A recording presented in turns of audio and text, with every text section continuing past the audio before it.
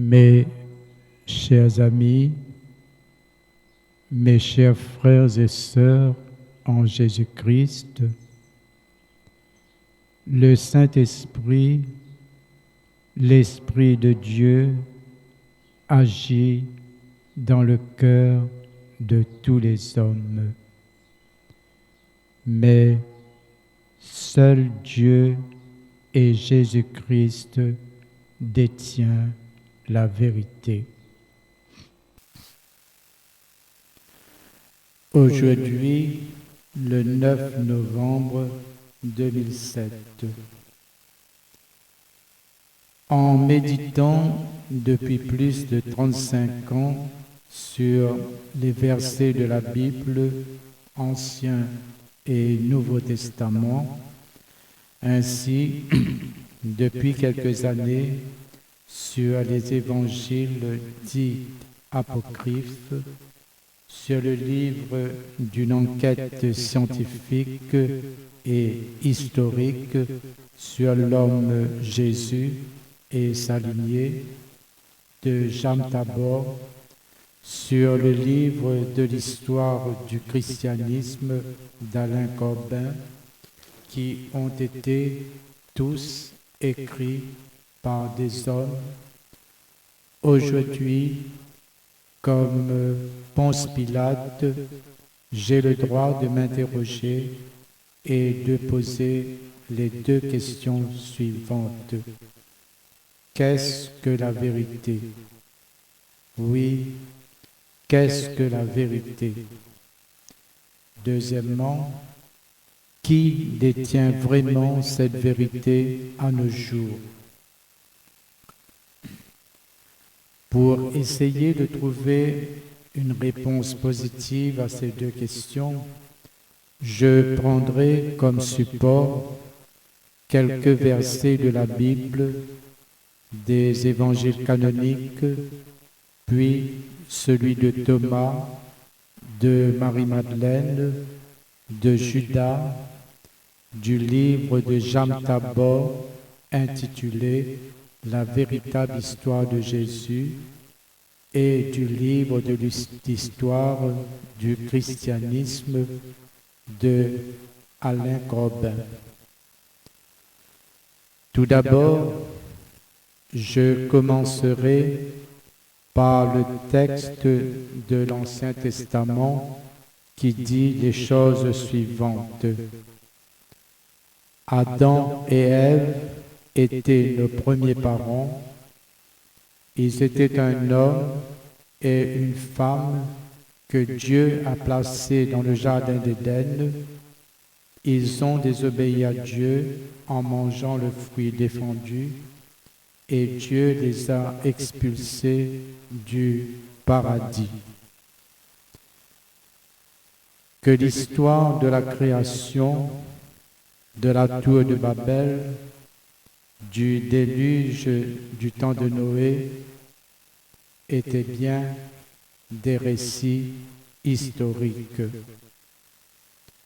Que Dieu était un vaillant guerrier, il combattait avec des hommes depuis plus de 6000 ans. Il n'hésitait pas à faire tuer des femmes, des enfants, ainsi que des hommes. Par exemple, Abraham, Saül, David, etc. ont fait mourir des milliers et des milliers de femmes, d'enfants et d'hommes en faisant la guerre à d'autres peuples et il les appelait ça la guerre sainte. Le récit de Moïse nous raconte également que Dieu a fait jeter à l'eau chevaux et cavaliers dans la mer, sans compter l'histoire de Samson et de tant d'autres hommes encore. Que tous ces grands hommes de la Bible avaient bien le droit d'avoir de quantité de femmes et de concubines, et même des enfants par-ci par-là. Tout cela n'était pas considéré comme mal ou comme péché. Ensuite, le texte de l'évangile canonique de Marc est l'origine du péché originel. Dans le texte de l'évangile de Marc, il a été dit que Jésus eut 4 frères et au moins 2 sœurs. Marc nous cite même leurs noms: Jacques, José, Jude, Simon, et le mot sœur au pluriel. Concernant le péché originel, c'est l'apôtre Paul qui a formulé au 1er siècle de notre ère cette doctrine du péché originel. Le récit du péché originel, qui intègre plusieurs éléments issus des vieux mythes du Proche-Orient, eut une influence déterminante sur la doctrine prêchée par l'apôtre Paul. Puis, le texte de l'évangile apocryphe de Thomas, de Marie-Madeleine, de Judas. Le texte de Thomas se compose d'une suite de 114 dits qu'on a coutume d'appeler des logia, pluriel de logion. Je citerai ici quelques exemples. Logion 101. Jésus dit: celui qui récuse son père et sa mère comme moi ne pourra se faire mon disciple, et celui qui n'aime son frère et sa mère comme moi ne pourra se faire mon disciple. Car ma mère m'a enfanté, mais ma mère véritable m'a donné la vie. Logion 106. Jésus dit: quand vous ferez le 2-1, vous serez fils de l'homme. Et si vous dites montagne, éloigne-toi, elle s'éloignera. Logion 30. Jésus a dit: là où il y a 3 dieux, ce sont des dieux. Là où il y a 2 ou 1, moi, je suis avec lui. Logion 12. Les disciples dirent à Jésus: nous savons que tu nous quitteras. Qui se fera grand sur nous? Jésus leur dit: au point où vous en serez, vous irez vers Jacques le juste. Ce qui est du ciel et de la terre lui revient. Logion 114. Simon-Pierre leur dit: que Mariam, c'est-à-dire Marie-Madeleine, sorte de parmi nous, parce que les femmes ne sont pas dignes de la vie. Jésus dit: voici que je l'attirerai afin de la faire mal pour qu'elle soit, elle aussi, un esprit vivant, semblable à vous, les mâles. Car toute femme qui se fera mal entrera dans le royaume des cieux.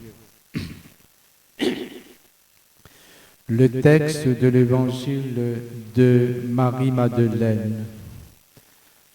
Dans ce texte, il y a des courants de pensée qui disent que Marie-Madeleine était la fiancée de Jésus depuis très jeune, 14 à 15 ans. Puis, elle a épousé Jean le Baptiste. Ils ont eu un fils et ce fils s'appelait Jean comme son père. Ensuite, après la mort de Jean le Baptiste, elle épousa Jésus, son ancien fiancé, et ils ont eu une petite fille. Elle s'appelait Sarah Tamar. Et quand Jésus mourut, Marie-Madeleine, sa femme, attendait son deuxième enfant. Il a été dit encore ce qui suit. Sois forte, Marie, quoi qu'il arrive demain, ne crains pas pour moi, car moi je n'ai pas peur. Je suis heureux de boire la coupe que me tend notre Père et de le rejoindre au ciel. Il ajoute, sois le guide de notre peuple, Marie. Ignore la peur. Rappelle-toi toujours qui tu es. Tu es une reine. Tu es une Nazaréenne. Et tu es ma femme.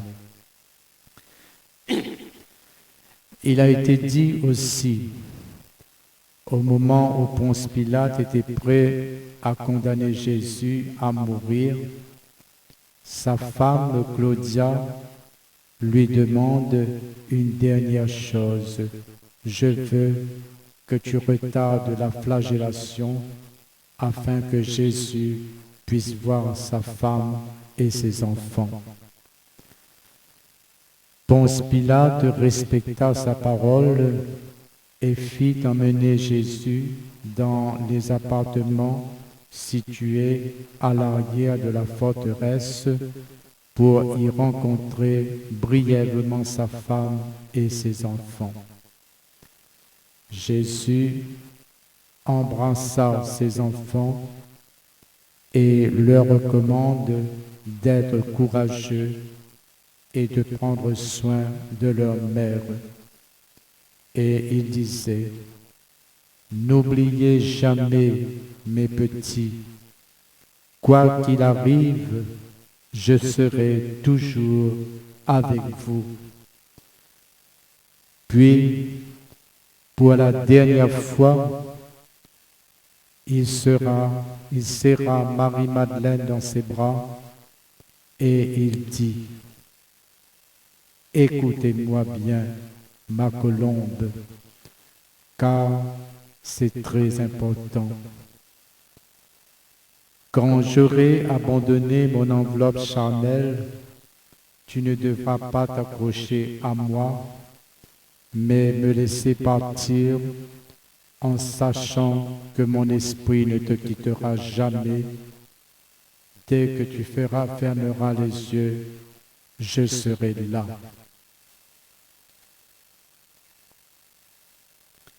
Le texte de l'évangile de Judas. Dans ce texte, il a été dit, le traître de Gethsémani, celui qui embrassa Jésus avant de le livrer, Judas, l'homme au 30 universel, détesté.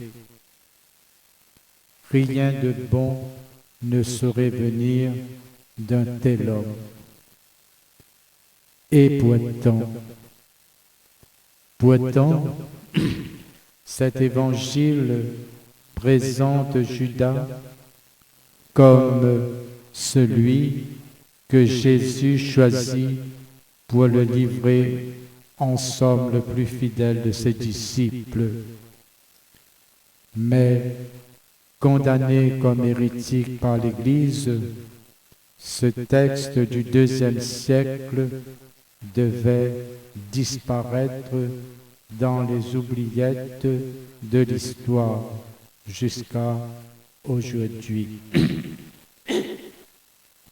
Dans ce texte, il a été dit également cette proposition choquante de l'Évangile redécouvert est que Judas a agi sur ordre même de son maître, car Jésus dit à Judas, « Mais toi, tu les surpasseras tous, car tu sacrifieras l'homme qui me sert d'enveloppe charnelle. »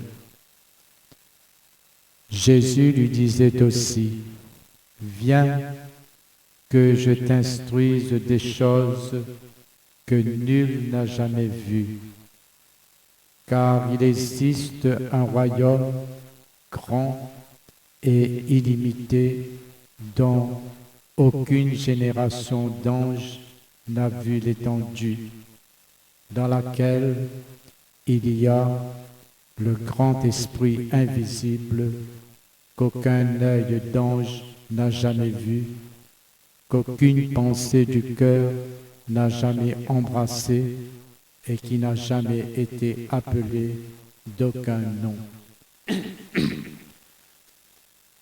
D'après cet évangile, Judas ne fait rien que Jésus lui-même ne lui demande. Il écoute le Christ et lui reste fidèle. Judas Iscariote s'avère être l'apôtre bien-aimé et l'ami de Jésus-Christ.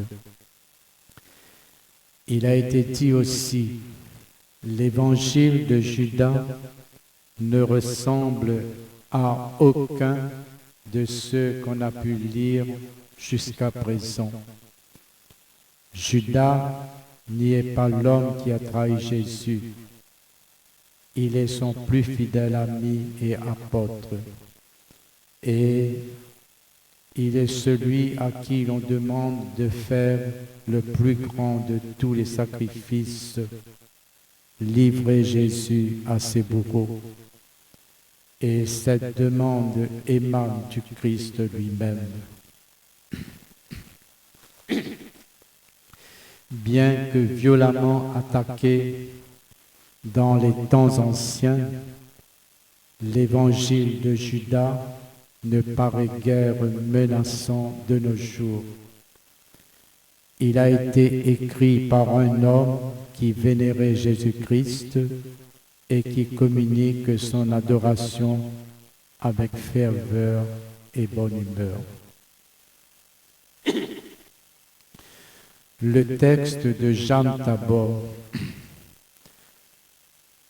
Après 25 ans de recherche scientifique, Jean Tabor, spécialiste mondialement reconnu des religions archaïques, retrace ici l'histoire de l'homme Jésus et contredit sérieusement un certain nombre de dogmes du christianisme. S'appuyant sur les découvertes archéologiques les plus récentes, le livre Événements au centre de toutes les polémiques. Jean Tabor enseigne depuis 1989, après avoir occupé différents postes dans d'autres universités, dont la prestigieuse Université catholique de Notre-Dame. Jean Tabor montre comment un mouvement religieux considéré comme dissident à l'époque, christianisme, a pu s'imposer au détriment du projet et initiale de Jésus, conduit le peuple juif à sa rédemption politique, sociale et spirituelle. Il désire sous nos yeux, il dessine sous nos yeux l'image d'un Christ très humain à la tête d'une véritable dynastie. Il nous invite à découvrir ensemble ce qui suit.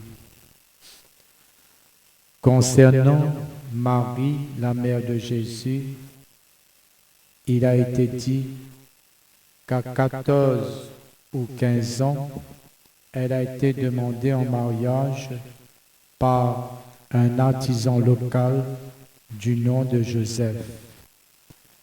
Elle tombe enceinte avant les noces et Joseph n'est pas le père.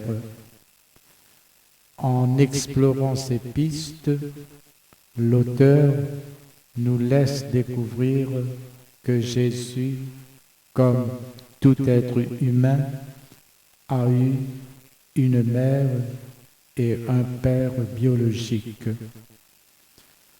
ce qui nous laisse deux possibilités. Son père était ou bien Joseph, ou bien un homme dont nous ignorons le nom. Dans ce livre, il se fait écho d'une histoire selon laquelle Marie était enceinte d'un soldat romain appelé Panthéra et que Joseph l'avait répudié pour adultère.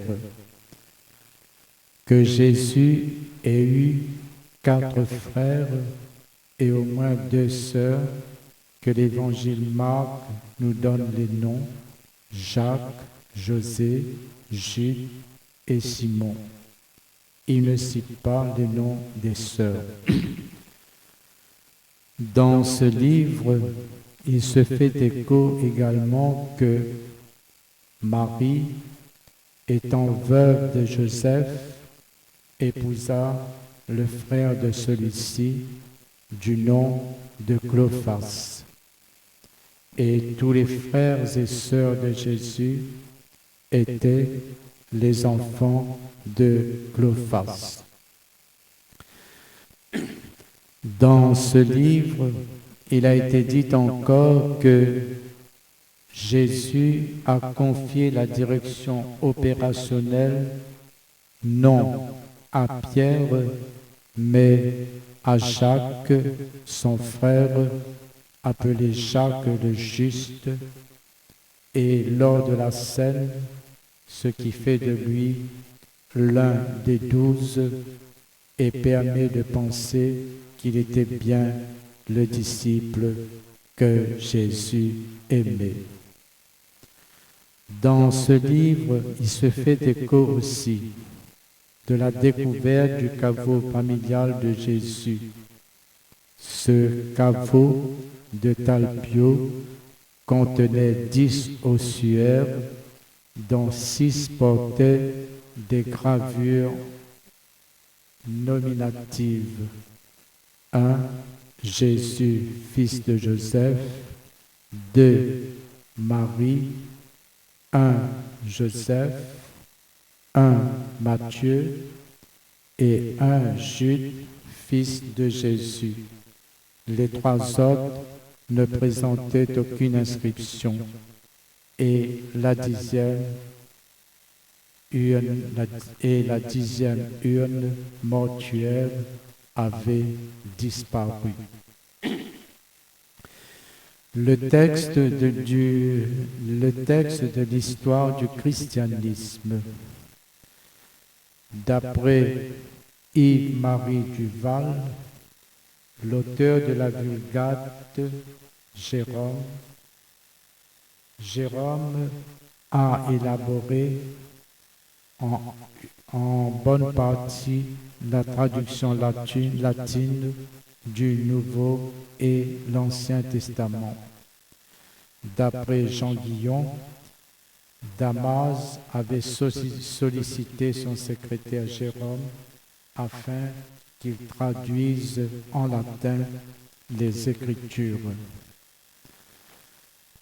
D'après le livre d'Alain Corbin, seulement en l'an 34 après Jésus, que les chrétiens d'origine juive de la langue grecque sont amenés à créer une communauté à Antioche, Turquie, où les croyants recevaient pour la première fois le nom de chrétiens. D'après Michel-Yves Perrin, au tournant du IIIe siècle, une fête de la Nativité du Christ fut établie le 25 décembre à Rome et le 6 janvier à Alexandrie.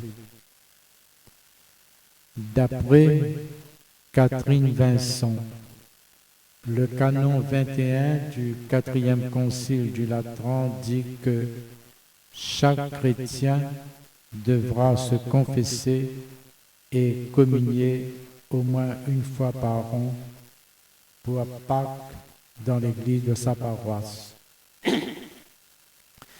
D'après Catherine Vincent, on repère les premières traces explicites du purgatoire au XIIe siècle sous la plume d'auteurs cisterciens ou les maîtres séculiers des écoles urbaines.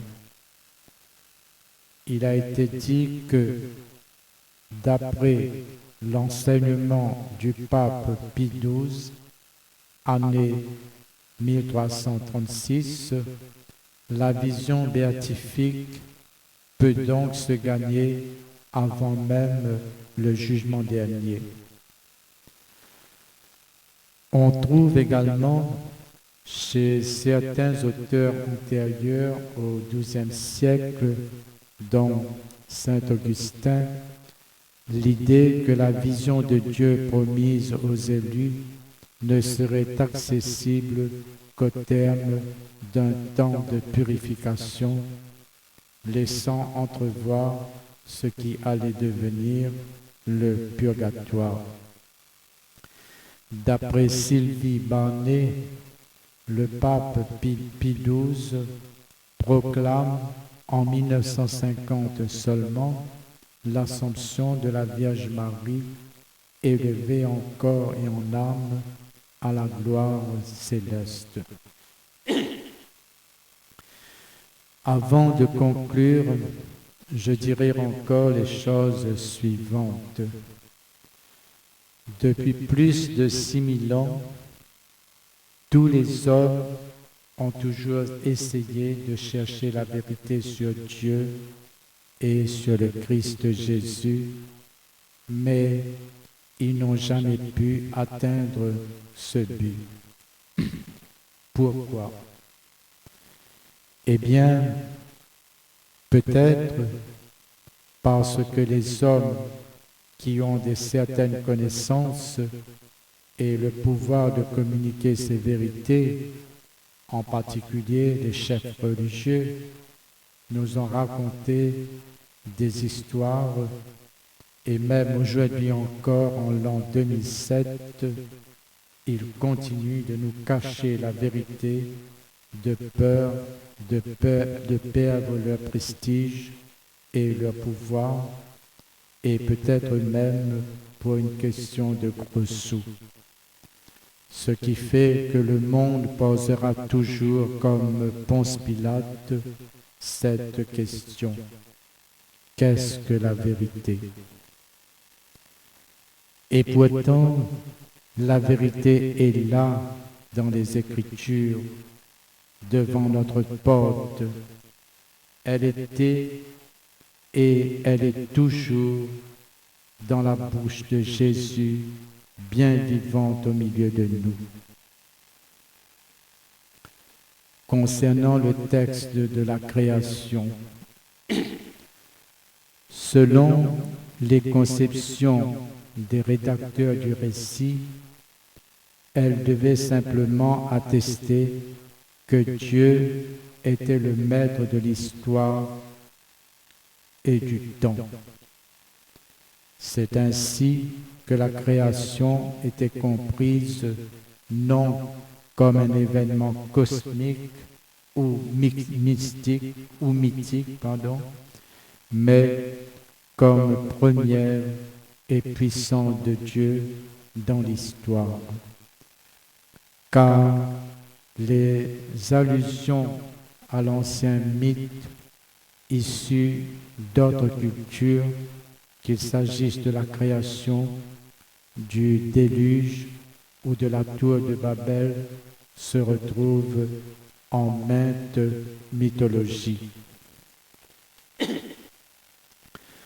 Concernant les guerres pratiquées par les hommes depuis plus de 6000 ans, le plus souvent appelées guerres saintes, Dieu nous a enseigné: tu ne tueras point.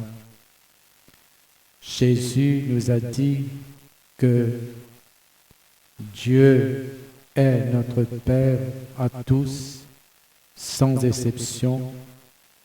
Il nous aime tous comme ses enfants bien-aimés. Donc, Dieu n'a jamais été l'auteur des massacres d'enfants, de femmes et des hommes. Tout cela peut venir que des hommes. Concernant tous ces hommes très honorés de la Bible qui avaient de quantité de femmes, de concubines et d'enfants, comme par exemple Abraham, David, Jacob, Salomon, Gédéon, etc. Je dirais ceci aux chefs religieux catholiques de notre temps. Dans le catéchisme de l'Église catholique, écrit par Jean-Paul II, il est bien précisé que les femmes qui ont pratiqué un avortement, ainsi que les hommes et les femmes qui sont divorcés et remariés, doivent être exclus de la communion.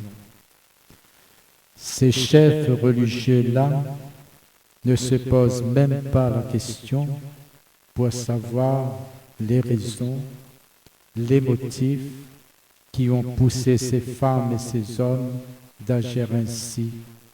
Ils disent: ces gens-là sont dans le mal et le péché. Car, par exemple, quand un homme quelconque est en colère, ces gens-là disent: la colère est un péché. Mais quand il s'agit d'un curé, d'un évêque ou le pape lui-même, ils disent que c'est une sainte colère. Alors, tous ces gens de la Bible qui ont commis toutes ces fautes, tout le mal, comment faut-il appeler ce qu'ils ont fait? Le mal saint et le péché saint?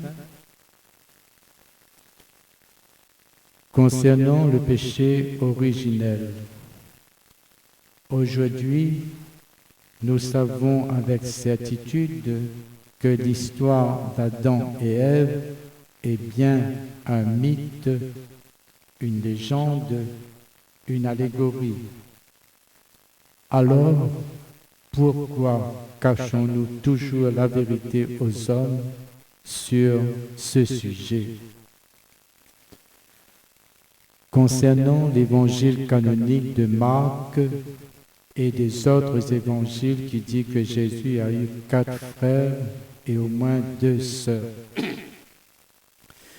Les chefs religieux disent que les mots frères et sœurs voulaient dire des parents proches, comme par exemple cousins, cousines, oncles, etc.